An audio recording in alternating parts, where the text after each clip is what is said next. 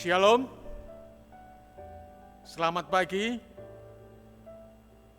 saudara-saudara yang diberkati Tuhan. Kita jumpa kembali dalam renungan pagi yang diselenggarakan oleh Gereja Masih Advent Hari ke-7 Jemaat Yosodipuro. Dan tajuk dari pekabaran kita pada pagi ini yaitu virus. Untuk itu, sebelum kita mulaikan acara pekabaran pada pagi ini, kita lebih dahulu berdoa. Sungguh Tuhan, Engkau adalah Allah yang maha baik, Allah yang sangat peduli dengan kehidupan umat-Mu. Untuk itu Tuhan, pada pagi ini kami datang ke hadirat Tuhan, memohon kuasa-Mu bekerja dalam hati kami, memberikan kepada kami pengertian akan sabda-Mu, sehingga kami pun sebagai hamba-hamba-Mu, kami boleh merasakan kelaparan rohani dan Engkau tunjukkan kepada kami makanan rohani pada pagi ini. Dalam nama Yesus kami berdoa dan mengucap syukur. Amin. Jemaat yang dikasihi Tuhan, kita merasakan hampir 2 tahun mengalami masa pandemi, di mana virus COVID-19 menghancur luluhkan dari bangsa Indonesia, bahkan bangsa-bangsa di dunia oleh karena keganasannya. Virus dalam bentuk apapun juga. Virus ini membuat infeksi tubuh seseorang, mempengaruhi tubuh seseorang, dan membuat orang mengalami penderitaan. Nah, itulah sebabnya pada pagi hari ini kita belajar tentang virus, yaitu virus kabar busuk. Apa ada virus kabar busuk? Ada, saudara-saudara. Mari kita buka pelajaran kita pada pagi ini dalam Bilangan pasal 13 dan Bilangan 14. Di sana diterangkan tentang 10 pengintai dan 2 pengintai. Dan tentunya kita tahu kalau kita baca ayat-ayat selanjutnya, dan kita mungkin sudah ngelontok dengan pelajaran ini. Dan apa yang dilakukan, dikabarkan oleh ke-10 pengintai bangsa Israel pada waktu itu. Berbeda dengan Kaleb dan Yosua. Mereka ini adalah orang-orang apa? Orang-orang lain jiwa, Alkitab menyatakan. Tapi 10 orang pengintai ini sangat berbeda dengan karakter 2 orang itu. Apa virus kabar buruk, kabar busuk yang disampaikan? Kita baca dalam Bilangan pasal yang ke-13, ayatnya yang ke-32. Dikatakan, juga mereka menyampaikan kepada orang Israel kabar busuk tentang negeri yang diintai mereka, dengan berkata, negeri yang telah kami lalui untuk diintai adalah negeri yang memakan penduduknya, dan semua orang yang kami lihat di sana adalah orang-orang yang tinggi-tinggi perawaannya. Ayat 33. Juga kami lihat di sana orang-orang raksasa, orang enak yang berasal dari orang-orang raksasa, dan kami lihat diri kami seperti belalang, dan demikian juga mereka terhadap kami.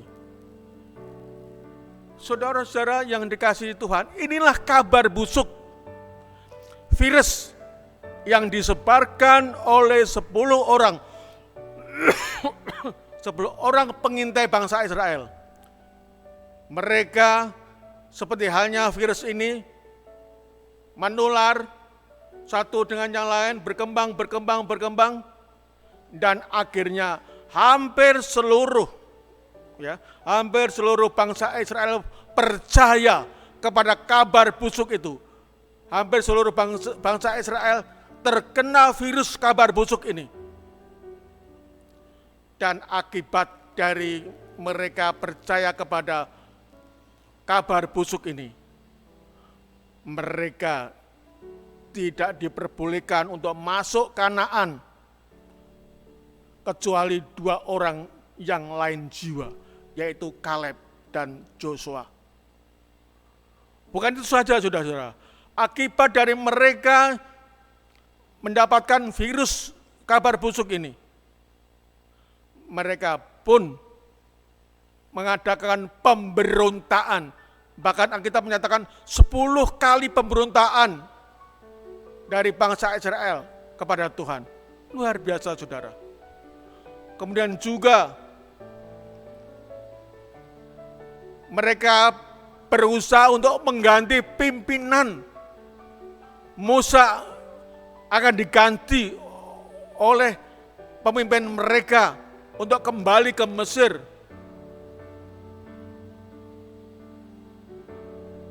Jemaat dikasihi Tuhan, inilah virus yang begitu merajalela di antara bangsa Israel dan berakibat, yaitu tidak seorang pun orang-orang Israel yang berumur 20 tahun ke atas yang selamat memasuki tanah Kanaan, kecuali yaitu Joshua dan Kaleb.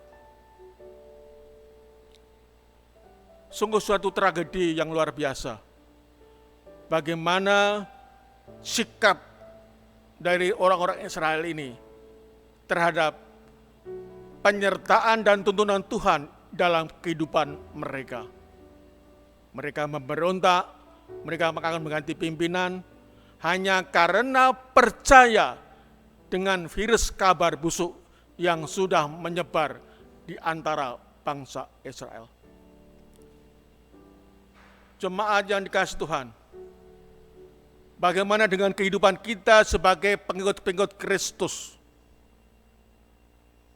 Sebagai murid-murid Kristus, apakah kita ini sama seperti 10 pengintai yang menyebarkan virus kabar busuk kepada orang-orang lain, kepada anggota jemaat, kepada anggota masyarakat?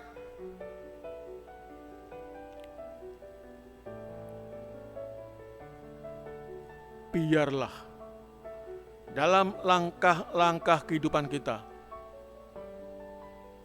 mengikuti apa yang sudah disampaikan kabar baik dari 2 orang yang lain jiwa, Kaleb dan Joshua, bukan 10 orang pengintai yang sudah menyebarkan virus kabar busuk ini. Mari kita buka di dalam Efesus pasal 4 ayat 29.